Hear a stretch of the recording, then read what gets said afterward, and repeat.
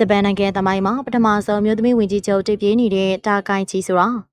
ဂျပန်နိုင်ငံအောင်သမိုင်းတလျှောက်ပထမဆုံးချိန်ဖြင့်မြို့သမီးဝင်ကြီးချုပ်တအူကိုတင်မြှောက်ဖို့အရန်နှိဆက်လာပြီးဖြစ်ကြောင်းရိုက်တာသတင်းမှာဖော်ပြထားပါတယ်။အာဏာရ Liberal Democratic Party ရဲ့ခေါင်းဆောင်တဲ့ရွေးချယ်မှုမှာစာနေထားခိုင်ချီကအနိုင်ရတဲ့နောက်သူဟာဝင်ကြီးချုပ်အရိုက်ရာကိုဆက်ခံတော်မူတဲ့ဘောပါအာဏာရပါတီရဲ့ခေါင်းဆောင်တဲ့ဟာဝင်ကြီးချုပ်နေရာကိုလည်းရှောက်လေးရှိပါတယ်။လက်ရှိဝင်ကြီးချုပ်ရှီရီကိုအေရှိဘာကသူဟာယာရုကနေနှုတ်ထွက်မှာဖြစ်ကြောင်းပါတီခေါင်းဆောင်တဲ့ရွေးချယ်မှုပြီးဆုံးတဲ့အချိန်ထိသာနိုင်ငံကိုယာယီဆက်လက်ဦးဆောင်နေမှာဖြစ်ကြောင်းစက်တင်ဘာလမှာကလေးကကြေညာထားပါတယ်။တာကိုင်ချီဟာ Liberal Democratic Party ရဲ့ခေါင်းဆောင်နေရာအတွက်ရှင်ပြိုင်သူတွေထဲမှာကွန်ဆာဗေးတစ်အမြင်ကိုပိုရင်းသူတအုပ်ဖြစ်သတ်မှတ်ခံရပါတယ်။အသက်60လနှစ်ရွယ်တာကိုင်ချီဟာဝင်ကြီးချုပ်ယာရုကိုဆက်ခံမယ်ဆိုရင်ဂျပန်နိုင်ငံသမိုင်းမှာတော့ပထမဆုံးရွေးကောက်ခံခေါင်းဆောင်မျိုးသမီးအနေနဲ့မှတ်တမ်းဝင်လာမှာပါ။သူဟာပြီးခဲ့တဲ့နှစ်ပိုင်းအတွင်းရှုပ်ထွေးတွေရှက်ရစရာပြဿနာတွေနဲ့ရုန်းကန်ကြတဲ့ပါတီရဲ့ပုံရိပ်ကိုပြန်လည်သင့်စင်ဖို့လိုအပ်တယ်လို့စီးပွားရေးတိုးတက်မှုနဲ့ကြွေးတာကုန်စည်နှုန်းမြင့်တက်တာလကလာစာတိုးမြင့်နိုင်စွမ်းရောနေတာမျိုးပြဿနာတွေနဲ့ကြုံနေရတဲ့နိုင်ငံအခြေအနေကိုလည်းကုစားပေးရမှာဖြစ်ပါတယ်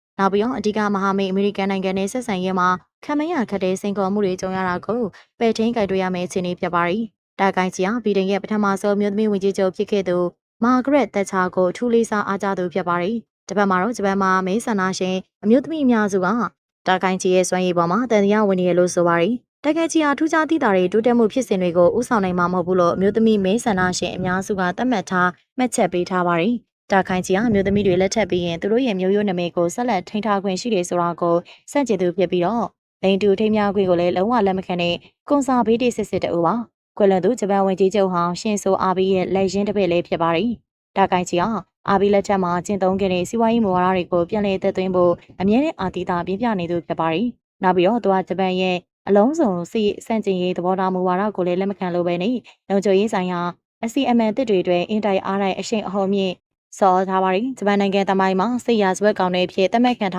းသူတွေကိုပါထည့်သွင်းကြည့်ပဲတိစောက်ထားလို့ရင်းပွားစရာဖြစ်နေတဲ့ရာစုကိုနီအောင်းမေဘူးမိမှန်ကိုလည်းတာကိုင်ချီယာမကြာခဏသွားရောက်လေရှိပါတယ်။အရင်ကတော့ဂျပန်မှာ Liberal Democratic Party အင်အားအပြတ်သက်အသာစီးရလို့လွှတ်တော်ကိုထိန်းချုပ်နိုင်တဲ့ပါတီဖြစ်ခဲ့တာကြောင့်မလို့ပါတီခေါင်းဆောင်ကအလိုလိုဝင်ကြီးချုပ်ဖြစ်လာပါတယ်။ဂျာရီမင်းပြီးခဲ့တဲ့ရွေးကောက်ပွဲပြီးမှတော့ Liberal Democratic Party ဟာအင်အားတောင်တင်းဆုံးဖြစ်ဆက်လက်ဦးဆောင်နေပေမယ့်တောင်ပြိုကမ်းပြိုအနိုင်များခဲ့တာတောင်မှတာကိုင်ချီအောင်လွှတ်တော်ရဲ့အတည်ပြုချက်ရမှသာဝင်ကြီးချုပ်ဖြစ်လာမှာပါ။ဒါလှုပ်ထုံးလုံနေလိုအပ်ချက်သားဖြစ်ပြီးတော့လွှတ်တော်ထဲမှာပြင်းထန်တဲ့ဆန့်ကျင်ကြမယ့်အခြေအနေမျိုးတော့မရှိဘူးလို့ဂျပန်နိုင်ငံရေးလေ့လာသူတွေကသုံးသပ်ပြောဆိုထားပါတယ်။ပါကစ္စတန်ရဲ့တိုက်လေယာဉ်၅စီးကိုပစ်ချနိုင်ခဲ့တယ်လို့အိန္ဒိယကြေညာပြီးခဲ့တဲ့မေလတုန်းကနိုင်ငံနယ်စပ်စီးရေးပဋိခါမှာပါကစ္စတန်ရဲ့ F-60 နဲ့ JSMD တိုက်လေယာဉ်၅စီးကိုပစ်ချနိုင်ခဲ့တယ်လို့အိန္ဒိယလေတပ်ကနောက်အတော်ကြာချိန်မှာကြေညာခဲ့ပါတယ်။စက်တင်ဘာ3ရက်နေ့မှာတော့အိန္ဒိယလေတပ်အကြီးအကဲပရိစင်ကပါကစ္စတန်လေတပ်ဆုံးရှုံးခဲ့တယ်ဆိုတဲ့လေယာဉ်အမျိုးအစားတွေကိုထုတ်ပြောခဲ့ပါတယ်။အရင်ကအိန္ဒိယဟာပါကစ္စတန်ဘက်ကတိုက်လေယာဉ်၅စီးနဲ့အခြားစစ်သုံးလေယာဉ်တစ်စီးကိုပစ်ချခဲ့တယ်လို့ပြောခဲ့ပေမဲ့အမျိုးအစားတွေပါတိကျထုတ်ပြောတာကတော့ပထမဆုံးပါပဲ။အဲတော့နျူကလ িয়ার လက်နက်ပိုင်အိန္ဒိယချင်းနိုင်ငံတစ်ခုရဲ့တိုက်လေယာဉ်တွေဟာနေဆက်မှာလေပိုင်နဲ့မကြော်ကြပဲအဝေးကနေဒုံးကျည်တွေနဲ့အပြန်အလှန်ပစ်ခတ်ခဲ့ကြပါတယ်။စင်ကအိန္ဒိယတိုက်လေယာဉ်တွေရဲ့ပစ်ချမှုကြောင့်ပါကစ္စတန်ရဲ့တရုတ်လို့ JF-70 နဲ့အမေရိကန်လို့ F-60 တိုက်လေယာဉ်တွေပြစ်ချခဲ့တယ်လို့ပြောကြားသွားပါတယ်။အဲ့လေကြောင်းစစ်ပွဲကတိုက်လေယာဉ်တွေအချင်းချင်းအနီးကပ်အလဲအကွယ်ပြစ်ချခဲ့ကြမဟုတ်တော့ပဲမမြင်နိုင်လောက်အောင်ဝေးကွာတဲ့နေရာကနေအားကောင်းတဲ့ရေဒါတွေတာဝေးပြေတုံးကြီးတွေကိုအသုံးပြုပြီးတော့ပြစ်ချခဲ့တဲ့ခေတ်သစ်ဝေဟင်စီးကျင်းတိုက်ပွဲတွေရဲ့တရုတ်တကန်ကိုမြင်လာစေပါတယ်။အိန္ဒိယလက်ချက်ကြောင့် F-60 နဲ့ JF-70 တိုက်လေယာဉ်တွေဆုံးရှုံးခဲ့တယ်ဆိုတာကိုပါကစ္စတန်ဘက်ကတော့ဘာမှမတုံ့ပြန်သေးပါဘူး။ပါကစ္စတန်ကလည်းမေလ9ရက်နေ့လေကြောင်းတိုက်ပွဲအတွင်းအိန္ဒိယလေတပ်ရဲ့ခေတ်မီဆုံးဖြစ်တဲ့ပြင်သစ်လို့ Rafale တိုက်လေယာဉ်3စီးဘရှားလို့တိုက်လေယာဉ်တွေဖြစ်တဲ့MiG-29 တစီးနဲ့